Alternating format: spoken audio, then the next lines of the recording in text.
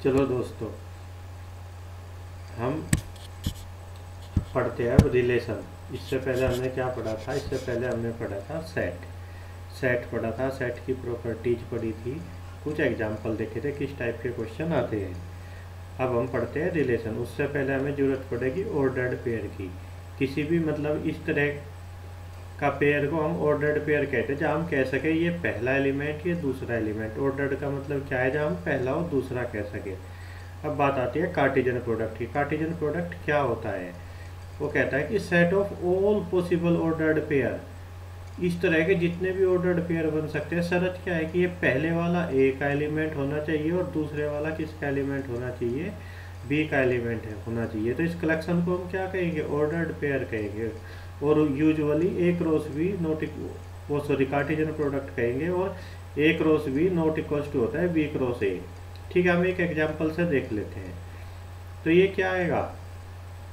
इसमें एलिमेंट आएंगे 1a, 1b, 1c, 2a, 2b और 2c। ये 6 एलिमेंट इसमें आएंगे। तो ये क्या हो गया? इसका कार्टेशियन प्रोडक्ट हो गया। अब रिलेशन, रिलेशन है क्या?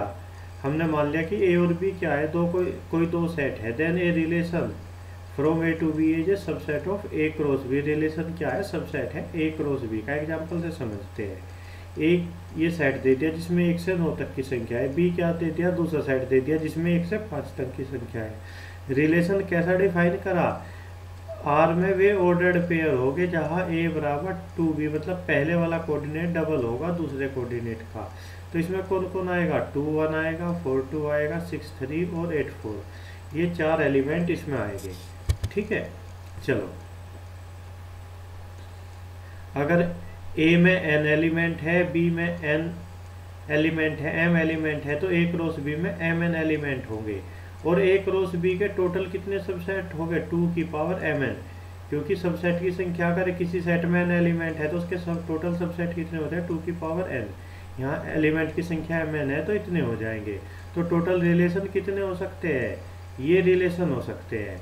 अब ये एक एग्जांपल दिया, ए में 1 3 5 7 ये ऑड नंबर है, और बी में क्या है? 2 4 6 8। रिलेशन कैसे डिफाइन करा? रिलेशन ऐसे डिफाइन करा कि x minus y greater than 0। तो देखो इसमें आर में कौन कौन आ जाएगा? आर में आ जाएगा, आर में आएगा 3 2, बस 3 तो फिर आप आने का नहीं। ये आएगा 5 2, 5 4, और 7 के साथ कौन आएगा? 7 2, 7 4, 7 6। तो वो कह रहा कि फाइंड रेंज एंड डोमेन। तो डोमेन मतलब पहले वाले सेट के कौन कौन एलिमेंट आए? 3 5 और 7, ये बना डोमेन। दूसरे वाले सेट के कौन कौन एलिमेंट आए? 2 4 और 6, ये बना रेंज।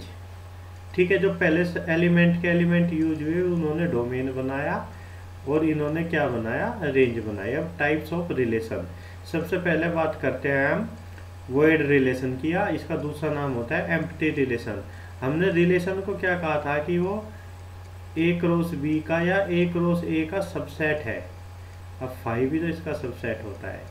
इसका मतलब क्या है कि 5 भी एक रिलेशन है, जिसे हम क्या बोलते हैं? एम्प्टी रिलेशन बोलते हैं, या क्या बोलते हैं उसे? Void relation. इसे एक एग्जांपल से समझते हैं। जैसे आर क्या है? आर क्या है? ए से ए पे एक रिलेशन है। ए क्या है? इसमें 4 एलिमेंट है। ये रिलेशन कैसे डिफाइन करा कि दोनों कोऑर्डिनेट का सम 12 से बड़ा होगा। कोई से 2 कोऑर्डिनेट जोड़ लो, इसमें आ ही नहीं सकता कभी भी, तो कोई से एलिमेंट इस आर में नहीं आएगा। तो ऐसे रिलेशन को हम क्या बोलते हैं? Empty relation. अब बात करते हैं हम यूनिवर्सल रिलेशन की। यूनिवर्सल रिलेशन क्या होता है?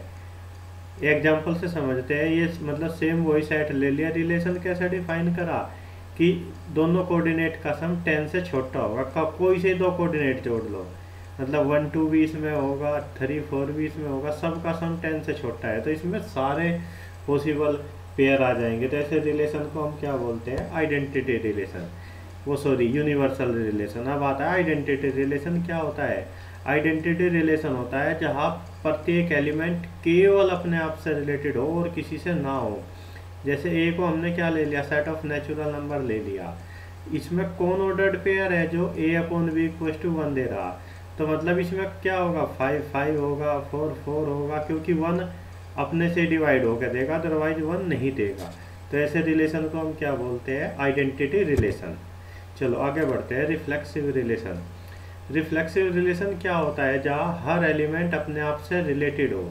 अब आइडेंटिटी में भी तो यही था, आइडेंटिटी में और रिफ्लेक्सिव में अंतर ये होता है कि आइडेंटिटी में हर एलिमेंट केवल अपने आप से रिलेटेड होता है, जबकि रिफ्लेक्सिव में वो एलिमेंट अपने आप से अलग किसी से भी, अपने आप से तो होगा ही होगा और किसी से भी रिलेटेड हो सकता है। तो नॉट ओनली की शर्त नहीं होती यहाँ। जैसे ये हमने ले लिया, ए क्या है, वो ये सेट ऑफ नेचुरल नंबर है, और रिलेशन में कौन है, जो ए अपॉन बी बराबर इंटीजर, तो 1 भी आएगा इसमें, क्योंकि 1 इंटीजर, आइडेंटिटी वाले एलिमेंट भी आएंगे और भी आ सकते हैं। सिमेट्रिक रिलेशन क्या होता है, सब ने पढ़ा, अगर ए बी से रिलेटेड है तो बी ए से भी रिलेटेड होगा। एग्जाम्पल के लिए हमने क्या ले लिया,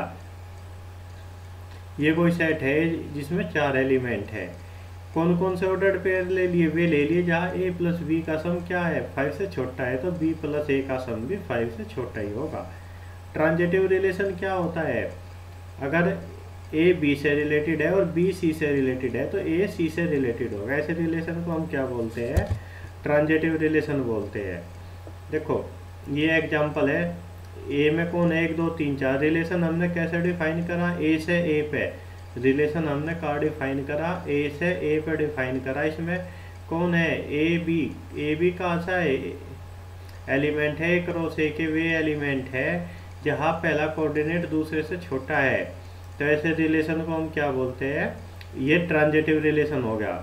देखो 1 छोटा 2 से, 2 छोटा 3 से, तो 1 छोटा 3 से, ये बीच में प्रेजेंट है। 1 छोटा 4 से, यहाँ नहीं चलेगा क्योंकि 4 किसी से छोटा नहीं।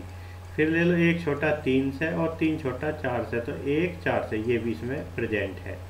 चलो इस क्वेश्चन को देखते हैं। ये क्वेश्चन क्या कह रहा, ये कोई रिलेशन दिया, वो कह रहा कि इस सेट पे, तो ये रिलेशन है, रिफ्लेक्सिव कब होगा, क्या एक एक से रिलेटेड है, इस रिलेशन में तो है नहीं, ये तो गया। क्या ये रिलेशन ट्रांजिटिव है, एक रिलेटेड है 3 से, 3 रिलेटेड है 1 से, एक से रिलेटेड है, नहीं है। दूसरा एग्जांपल देख लेते हैं, दो रिलेटेड है 4 से, 4 रिलेटेड है 2 से, 2 से रिलेटेड है, नहीं है। तो ये रिलेशन ट्रांजिटिव नहीं है। क्या ये फंक्शन है, फंक्शन में किसी भी एलिमेंट की 2 इमेज नहीं हो सकती, यहाँ 2 की इमेज 4 भी है, मतलब 2 4 से भी रिलेट हो रहा, 3 से भी रिलेट हो रहा है, ये फंक्शन की प्रॉपर्टी नहीं होती, आगे पढ़ेंगे। अब वो कह रहा, देखो 2 3 है इसमें, पर 2 मतलब रिलेटेड है 3 से और 3 2 से है नहीं, तो ये नॉट सिमेट्रिक ये है। चलो अब आगे बढ़ते हैं। ये थोड़ा सा इम्पोर्टेंट टॉपिक है, मतलब इस पे पिछले कई बार क्वेश्चन आया, काउंटिंग ऑफ रिलेशंस।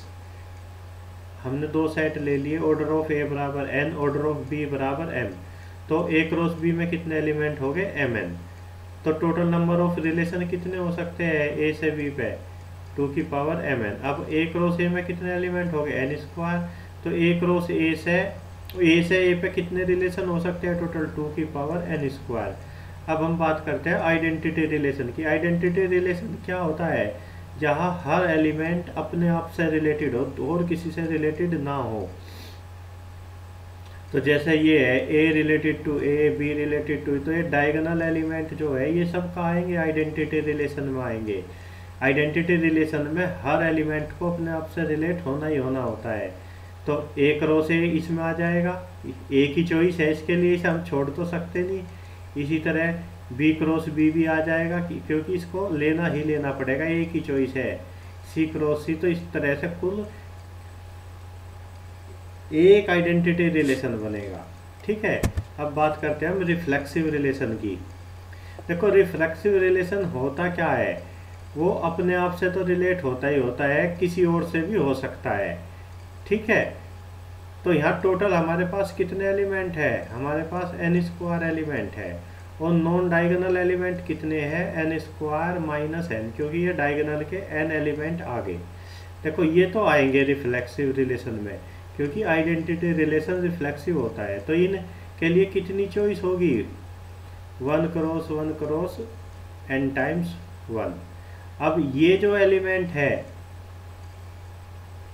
ये आ भी सकता है रिफ्लेक्सिव रिलेशन में, नहीं भी आ सकता, ये भी आ सकता है, नहीं भी आ सकता। तो ये जो बाकी एलिमेंट बचे इनके लिए हर एलिमेंट के लिए 2 चॉइस है। क्या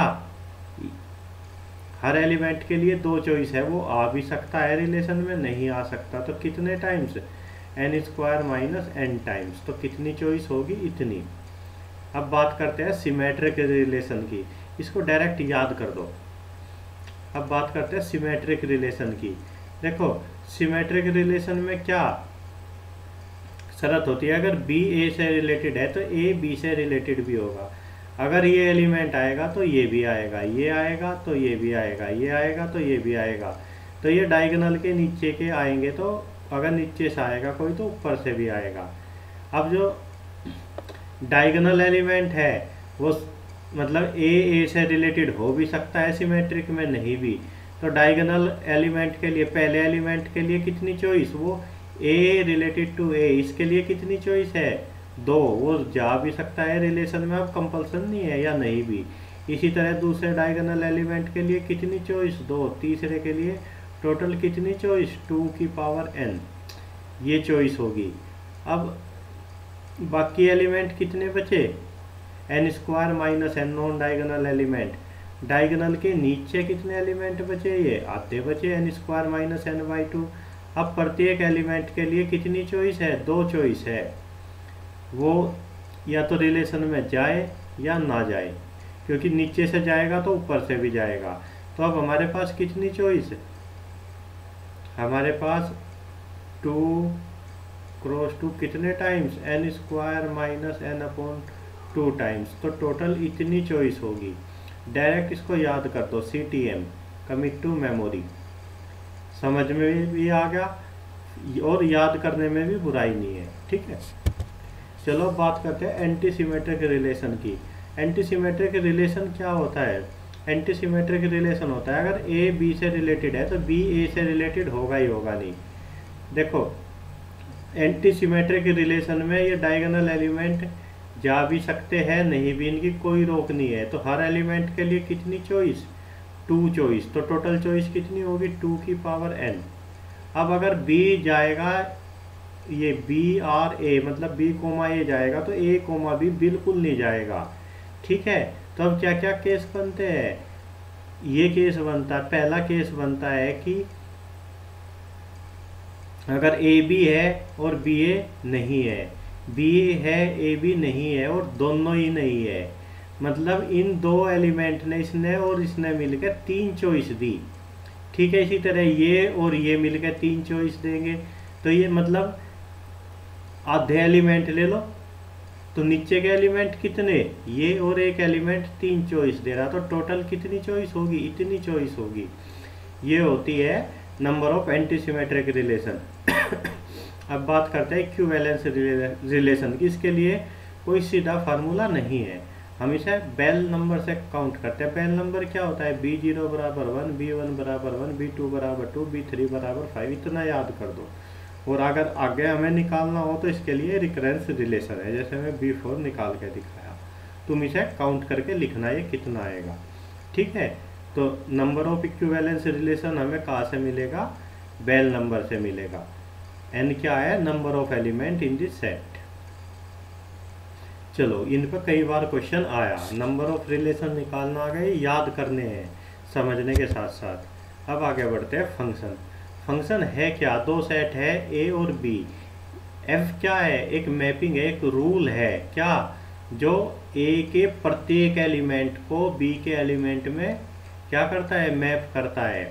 मतलब समझने के लिए क्या ले लिया हमने, ये क्या ले लिया हमने, ये ले लिया हमने कबूतर। इस सेट में क्या है, कबूतर है, इधर क्या है, ये है घोंसले। तो देखो हमें क्या करना, एक कबूतर को पकड़ना और एक घोंसले में बैठाना। तो क्या तुम एक कबूतर को 2 घोंसले में बैठा सकते हैं, नहीं। तो एक एलिमेंट की दो इमेज नहीं हो सकती। ठीक है, क्या हम दो कबूतर को एक घोंसले में बैठा सकते हैं? हाँ, ये पॉसिबल है। क्या हम किसी कबूतर को खाली छोड़ सकते हैं? नहीं, वो ठंड में मर जाएगा, खाली नहीं छोड़ सकते। ठीक है, प्रत्येक कबूतर को घोंसला तो मिलेगा जब बैठाओ सबको एक में, और एक कबूतर एक से ज़्यादा घोंसले में नहीं जा सकता। इससे क्या हुआ कि every element which assigns every element of A to unique element of B, एक एलिमेंट की दो इमेज नहीं हो सकती। इसे हम पता कैसे करते हैं? ग्राफ से कैसे पता करते हैं? मान लिया किसी फंक्शन का ग्राफ है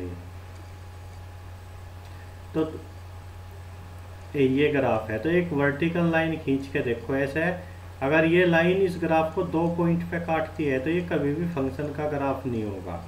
ठीक है, जैसे एग्जांपल के लिए किसी फंक्शन का ग्राफ ये है, वर्टिकल लाइन इसे दो पॉइंट पे काट रही, तो ये कभी भी फंक्शन का ग्राफ नहीं हो सकता। क्यों? क्योंकि x की एक वैल्यू के लिए y की दो वैल्यू मिल रही।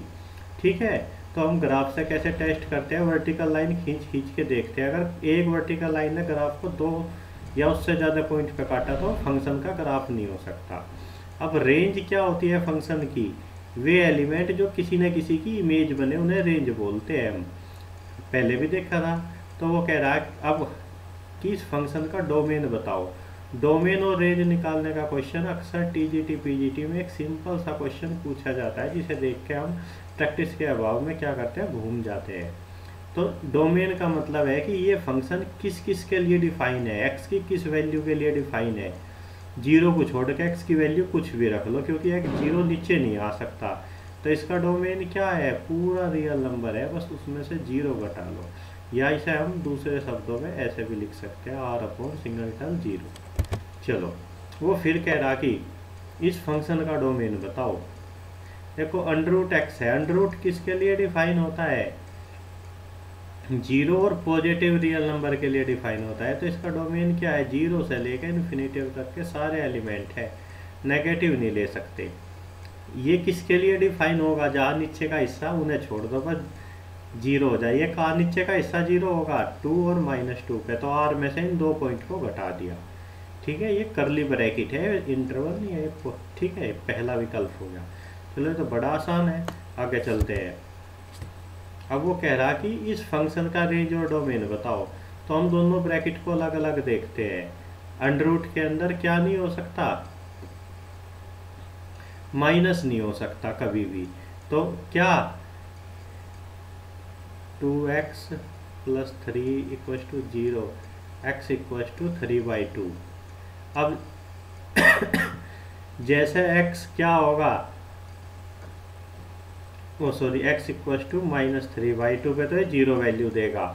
अगर हम रियल लाइन पे इसको समझे, ये क्या हो गया? जीरो हो गया, ये हो गया -3/2। x यहाँ से जैसे इधर चलेगा वो क्या देगा? नेगेटिव वैल्यू देगा। तो x कभी इससे इधर नहीं जाएगा, इससे इधर ही इधर रहेगा। अब ये दूसरा ब्रैकेट क्या कह रहा? दूसरा ब्रैकेट कह रहा कि x क्या बड़ा नहीं हो सकता √3 से। अगर x √3 से बड़ा होगा तो क्या अंदर नेगेटिव आ जाएगा। ठीक है,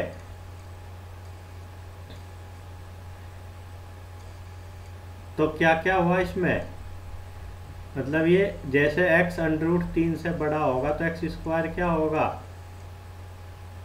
√3 से बड़ा होगा तो x² 3 से बड़ा हो जाएगा, अंदर नेगेटिव आएगा।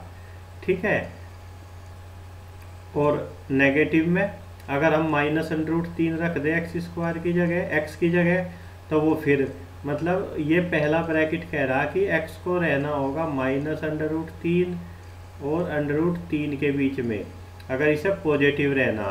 और नीचे का हिस्सा कह रहा कि ये कभी भी जीरो नहीं हो सकता।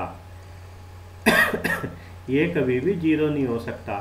तो 3/2 की कितनी वैल्यू होती है? 1.5। और √3 की कितनी वैल्यू होती है? मुझे नहीं पता भाई कितनी होती है, शायद 1.4 कुछ समथिंग होती है, इससे पहले पड़ेगा। ठीक है, तो ये सारे पॉइंट आ सकते हैं कहाँ तक? जीरो तक। जीरो नहीं आएगा तो इनमें से कौन सा बिल्कुल सही विकल्प है? देखो अगर हम √3 यहाँ रख ले तो 0 आएगा, 0 तो इसके अंदर पॉसिबल है √ के, तो ये सही विकल्प है। -√3 से 0 तक के सारे एलिमेंट आ सकते हैं। ठीक है, चलो अगले क्वेश्चन पे चलते हैं। अब वो कह रहा कि इसका डोमेन बताओ, इस फंक्शन का डोमेन बताओ। साइन एक्स की सारी, साइन का ग्राफ कैसा होता है, साइन एक्स का ग्राफ ऐसा होता है। ठीक है, वो एक्स की सारी वैल्यू लेता है, कोई दिक्कत नहीं। अब बात है कि ये अंडर कौन सी वैल्यू लेगा, अंडर कौन सी वैल्यू लेगा, जहां ये पॉजिटिव रहेगा, ये नेगेटिव नहीं होना चाहिए बिल्कुल भी। तो क्या, जहां x मतलब ये 0 वैल्यू का आ देगा ±π/4 पे, तो इनके बीच की वैल्यू पे ये पॉजिटिव देगा, मतलब x क्या हो, इनके बीच में हो। तब तक ये, जैसे ही ये आएंगे इन पे 0 वैल्यू देगा और इनके बाहर ये नेगेटिव वैल्यू देगा। तो इन्हें भी ले सकते हैं हम ±π/4 को, मतलब रियल लाइन पे समझते हैं। x क्या कर रहा है, -π/4 और +π/4 पे 0 वैल्यू दे रहा और इनके बीच में पॉजिटिव वैल्यू दे रहा, इनके बाहर नेगेटिव देगा। जैसे ही x की वैल्यू π/4 से बड़ी होगी या इससे छोटी होगी, तो हम इन वैल्यू को भी ले सकते हैं और इनके बीच की भी। तो ये आ जाएगा सी विकल्प। चलो, ये क्वेश्चन शायद पूछा भी जा चुका टीजीटी में। इसका हमें डोमेन बताना, तो इसका डोमेन क्या देगा वो, जहाँ अंडर मतलब mode of x minus x क्या होगा, पॉजिटिव होगा। ठीक है, या 0 होगा। तो क्या mod of x greater than equal to x।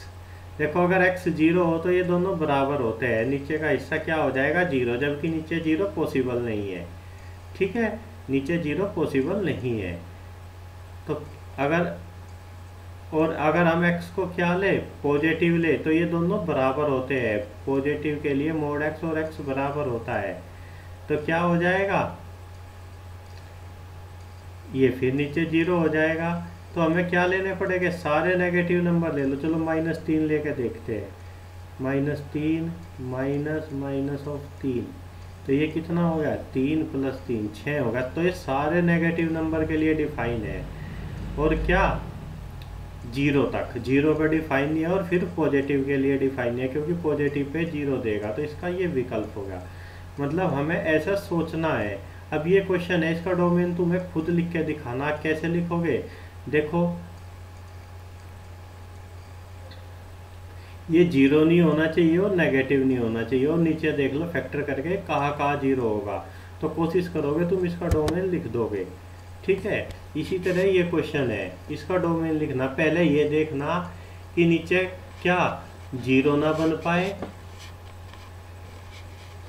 और क्या ना बन पाए, नीचे लोग नेगेटिव के लिए डिफाइन नहीं होता, x 1 से बड़ा ना हो और ये हिस्सा क्या नेगेटिव ना हो अंडर रूट के अंदर। ठीक है, चलो इस क्वेश्चन को देख लेते हैं। इसका डोमेन क्या होगा, इसका domain 2 cos x minus √3 greater than equal to 0, मतलब क्या 2 cos x greater than equal to 3/2। तो क्या आ गया, cos x greater than equal to ये। तो ये x की किन वैल्यू के लिए होगा, cos का ग्राफ खींचो। cos का ग्राफ क्या होता है, 0 पे 1 वैल्यू देता है, ऐसा होता है cos का ग्राफ। ठीक है, ऐसा। तो cos वे लाइन खींच लो, ये √3/2, इस लाइन को खींच दो ऐसे। ठीक है, तो जैसे ये x आ गए, इनके लिए क्या है, ये cos x की वैल्यू फिर ऐसे इस इंटरवल में ऐसे इंटरवल मिलेंगे इसके लिए, इसके डोमेन के लिए। ठीक है, चलो अब ये क्वेश्चन है, इस क्वेश्चन को भी ऐसे ही करा जा सकता है।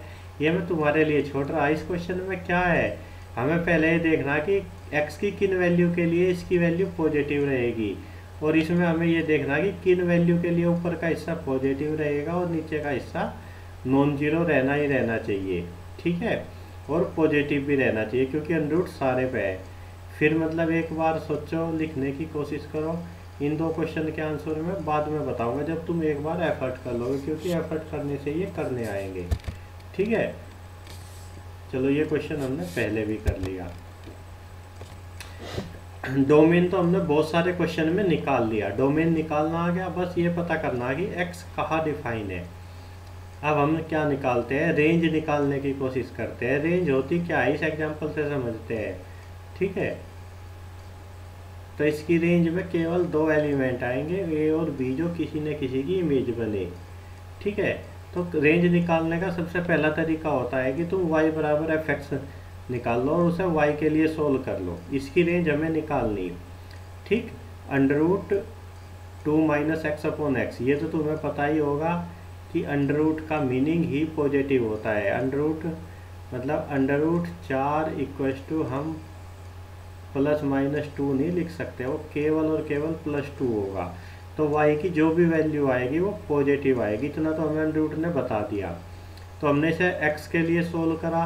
ठीक है, तो इसकी रेंज क्या आएगी, ये कब डिफाइन है, जब y² + 1 क्या है, ≠ 0 है। अब y तो पॉजिटिव है, y² + 1 कभी भी 0 नहीं हो सकता। तो क्या ये सारे y के लिए डिफाइन है, हाँ, पर y पॉजिटिव होना चाहिए, 0 भी नहीं चलेगा। तो कौन सा विकल्प होगा, कौन, ये होगा पॉजिटिव रियल नंबर, इसमें तो 0 है। ठीक है, चलो आगे बढ़ते हैं। अगर तुम्हें f(x) क्या दे दिया, क्वाड्रेटिक फॉर्म में दे दिया, तो क्या इसमें ये 4a है, तो इसमें सीधी इसका ग्राफ, अगर a पॉजिटिव हो तो इसका ग्राफ क्या आता है, ये, अगर a नेगेटिव हो तो इसका ग्राफ ऐसे आता है। इस पॉइंट के कोऑर्डिनेट क्या होते हैं, -b/4a और -d/4a। d क्या होता है, b² - 4ac। d क्या होता है, b² - 4ac। ठीक है, अब इसी में y की वैल्यू कहाँ से कहाँ तक है, यहाँ से जा रही है y की वैल्यू d/4a से -d/4a से कहाँ तक, इनफाइनाइट तक। तो इसमें क्या हो जाएगी, रेंज ये हो जाएगी। इसमें क्या, इसके कोऑर्डिनेट ये होते हैं, माइनस ही होता है यहाँ भी। तो इसमें क्या, -d/4a से कहाँ तक जा रही, -∞ तक। मतलब -∞ से ऐसे नीचे से चलेंगे हम ऊपर को, d/4a तक होती है रेंज इसकी। जैसे इस एग्जांपल से समझ लेते हैं हम। ठीक है, a की वैल्यू क्या है, यहाँ पॉजिटिव है, 2 है, और d की वैल्यू कितनी आ जाएगी, b² - 4ac, 25 माइनस ये आ गई। तो इसकी रेंज कहाँ से कहाँ आएगी, -d की वैल्यू 1/4a 8 से कहाँ तक, इनफाइनाइट। हम इसमें डायरेक्ट लगा सकते हैं। इसे सोल्व करने का एक दूसरा मेथड भी है। देखो हम इस क्वेश्चन को कैसे कर सकते हैं, इसमें से 2 कॉमन लिया और इसे एक परफेक्ट स्क्वायर बना लिया, परफेक्ट स्क्वायर बना लिया। ठीक है, अब ये तो स्क्वायर वाली क्वांटिटी है, ये कभी भी नेगेटिव तो हो नहीं सकती। इसकी छोटे से छोटी वैल्यू कितनी हो सकती है, 0 है नहीं। तो ये अगर हम इसे 0 रख दें तो कितना बचेगा, -1/8। और अगर x को बढ़ाते जाए तो ये तो कुछ वैल्यू देगा ही देगा। तो क्या, -1/8 से इन्फिनेटिव तक इसकी रेंज हो सकती है। हम ऐसे भी सोच सकते हैं। ठीक है, फिर दूसरा क्वेश्चन ले लिया हमने। अगर ऐसे देते हैं वो रेशनल फंक्शन की फॉर्म में, तो इसे क्या करो, y के बराबर रखो और y के लिए सोल्व करो। ठीक है, ये मतलब x² में हमने एक इसे पोलिनोमियल बना लिया। ठीक है, इसके रियल रूट कब होंगे, x की रियल वैल्यू क्या होगी, क्योंकि उसने कहा x रियल है। x की रियल वैल्यू के लिए ये क्या होना चाहिए, ये पॉजिटिव होना चाहिए, b² - 4ac। इसे हमने पॉजिटिव रखा और इस इनइक्वालिटी को सोल्व करके ये आ गया। ठीक है, देखो ये कह रहा कि ये या तो 0 होगा या नेगेटिव होगा। ये नेगेटिव कब होगा, जब या तो ये हिस्सा पॉजिटिव हो, ये नेगेटिव हो, या ये नेगेटिव हो या ये पॉजिटिव हो। देखो जैसे इसके क्रिटिकल पॉइंट का है, 0 वैल्यू कहाँ दे रहा, 1 पे और 7/3 पे। जैसे हम y की वैल्यू 1 से इधर जाएंगे, 1 से छोटे की साइड जाएंगे, तो ये वैल्यू क्या हो जाएगी, नेगेटिव, और ये भी नेगेटिव, नेगेटिव नेगेटिव पॉजिटिव। तो हम 1 से इधर नहीं जा सकते। ठीक है, हम जैसे ही 7/3 से इधर जाएंगे y की वैल्यू 7/3 से बड़ी होगी तो ये तो पॉजिटिव और ये भी पॉजिटिव, तो पॉजिटिव पॉजिटिव, फिर तो इन दोनों के बीच में वैल्यू रहनी, ठीक है। क्योंकि जीरो भी हो सकती है तो इसलिए इक्वलिटी भी चल जाएगी। इक्वलिटी दी क्या किसी में, चलो ब्रैकेट लिखने में गलती होगी, इसलिए इसका ये आंसर है, ठीक है। जैसे फिर इस क्वेश्चन में हमें क्या करना, रेंज निकालनी। ये साइन में एक पोलिनोमियल है, साइन की जगह टी रखो, ये रख दिया, ठीक है। इसका हमने फिर क्या करा, इसे परफेक्ट स्क्वायर बनाया, ठीक है। एडजस्ट करके बन जाएगा ये, टी की वैल्यू रखी क्योंकि हमारा वेरिएबल टी नहीं था, साइन एक्स -2 था। अब हमें इसकी रेंज पता करनी। अब ये बताओ साइन एक्स की बड़े से बड़ी वैल्यू कितनी हो सकती है, 1। अगर हम 1 रख दे तो 1 - 2 का स्क्वायर -1, तो ये कितना आ गया, 1 - 1 आ गया तो 0। और साइन की छोटे से छोटी वैल्यू कितनी रख सकते हैं, -1 - 2 का स्क्वायर -1, तो ये कितना हो गया, 9 - 1 8। मतलब ये क्या करेगा, 0 से 8 के बीच में रहेगा। मतलब हमने क्या करा, इसमें साइन की प्रॉपर्टी का यूज कर लिया कि इसकी बड़े से बड़ी वैल्यू 1 हो सके, छोटे से छोटी वैल्यू -1 हो सके। ऐसे हमें सोचना हर क्वेश्चन में। तुम्हें क्या करना, इस तरह के जितने भी क्वेश्चन अब तक आए वे सारे ढूंढ के कर डालो, प्लस 2-4 क्वेश्चन, कोई बुक हो तुम्हारे पास RD शर्मा या कोई और, वहाँ से जो छोटे छोटे क्वेश्चन है उन्हें ढूंढ के करो, ठीक है। चलो देखो ये हमने क्या कर लिया, हमने क्या क्या पढ़ लिया, हमने पढ़ लिया सेट पढ़ लिया, हमने सेट पढ़ लिया, रिलेशन पढ़ लिया, फंक्शन पढ़ लिया, ठीक है। अब हमारा क्या रह गया, 1-1 फंक्शन, ऑन-टू फंक्शन, 1-1 ऑन-टू मतलब बाइजेक्टिव फंक्शन, इनकी काउंटिंग, कोई फंक्शन कब 1-1 होगा, कब ऑन-टू होगा। इस पोर्शन को हम पढ़ेंगे रियल एनालिसिस के साथ। जब रियल एनालिसिस का पोर्शन पढ़ेंगे मतलब ये पूरा एक लेक्चर आएगा, इसको हम कभी भी ले सकते हैं। अब जो हमने पढ़ लिया सबसे, क्या इसके क्वेश्चन हो जाएंगे जो पढ़ लिया, नहीं होंगे। कब, जब तुम इसकी प्रैक्टिस करोगे। तो तुम्हें क्या करना, ये 2 वीडियो सुननी, इनके हिसाब से लिखना, एक बार समझ में ना आए 2 बार सुननी, ये रिलेटेड मैटर क्या करना, तुम्हें बुक से पढ़ना। जब तुम इसको सब अच्छे से रेडी कर लोगे, सुन लोगे, फिर तुम्हारा क्या होगा, एक 20 क्वेश्चन का टेस्ट होगा, ठीक है। और उसके लिए तुम्हें केवल 20 मिनट ही मिलेगी। तो तुम्हें ये करना, ठीक है। चलो।